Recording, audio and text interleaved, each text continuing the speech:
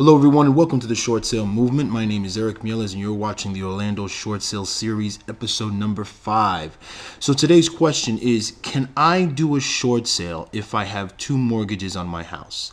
And the answer to that question is 150% yes, you can. So if we follow along real quick on the diagram on the whiteboard, let's look at the scenario here, okay? That's you, the homeowner. This is your house, okay? And the house is devalued.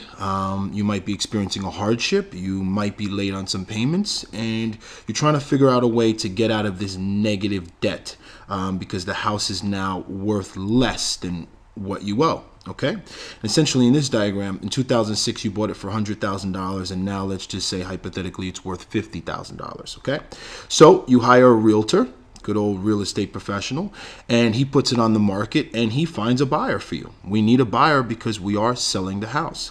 Buyer writes up a contract and you and the buyer go into a contract and execute it. Okay, now the house goes into pending status and your realtor puts together what's called a short sale package. And this package includes several documents so that he could prove your case on why you should be able to sell for less than what you owe the bank.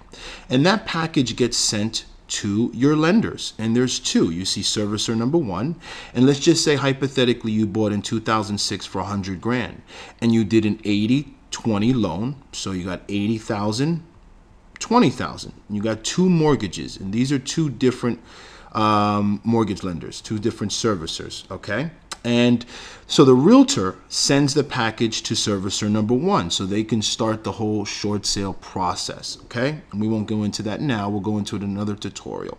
But one document in that package that he sends to the servicer is called a HUD-1 settlement statement. And it's important to know this. In that HUD-1 settlement statement basically are line items of all the cost associated with the sale of the house. The bank wants to see everything that it's going to cost them because, again, you are stating you're experiencing a hardship. You don't have the money to make up the lost equity in order to clear the liens on your home, okay? So the servicer, the bank, is incurring all of the cost associated with selling this house, okay? And in doing so, they're going to dictate how much to pay off your second lien. Remember, you have 2 liens on your house. The second lien holder, so that they can accept a payoff and release that lien from your house. This way you can convey a clear title to the new buyer. Because this buyer is not going to buy your house if there's still a lien attached to it. And we need to figure out how to clear both of these liens in order to pay them off successfully and allow you to sell a clear title to the new buyer, okay? So when he prepares the HUD-1 settlement statement and sends it to the servicer, okay? And different realtors do it differently. I'm just going to show you one example, hypothetically. He's going to have a line item of how much bank number 1 is going to pay off bank number 2 to release this lien and clear this debt of $20,000. And he might say, okay, Mr. Banker, you have to give bank number 2 $1,000 to clear off the $20,000 debt. It might sound crazy, right? Okay, and they're going to review that. At the same time that that's happening, Mr. Realtor here also prepared package number 2. And he sent package number 2 to the second servicer.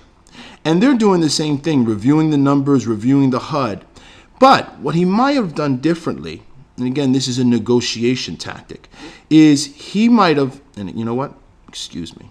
Let me make a correction. Instead of the $1,000, he might have put $7,500. I apologize, okay? Not $1,000. And here, to the second, he might have said, you guys need to accept $1,000, okay? So what's going to happen here? Bank number 1 is reviewing these numbers, and they're going to come back and say, again, hypothetically, we're not going to pay $7,500 to clear that second lien on the house. What we are going to pay is $3,000. And that's all we're going to offer the second lien holder in order for them to clear off that debt. Okay? Now, the same time, the second lien holder is going to review this, and remember, you owe them $20,000. They're seeing an offer for $1,000. They're going to say, you know what? That's crazy. We want a minimum $3,000 to clear off your $20,000 debt in order to release that lien and allow you to sell your house. Well, essentially, if all goes well, and it's a lot more entailed, but again, just for simplistic state here, we bridged the gap. We started high, we knew they shoot back, and they landed at $3,000. We started really low, and we knew they'd want a little more, and they ended up at $3,000. At the end of the day, what happens is $3,000 has been agreed upon for the bank number one to pay bank number two to release you of the $20,000 debt. Bank number two accepts that $3,000 as a full payoff, okay, on the $20,000 debt you owe them. And what happens is bank number two will send me, or your realtor, an approval letter. And in that letter, it will show essentially that they're accepting $3,000 to clear the lien, release it, and allow you to sell that house, okay? So my time is up. I keep going over. I don't know. It just goes too quickly. I'm trying to do them short, but it's so hard. I want to give you guys so much information.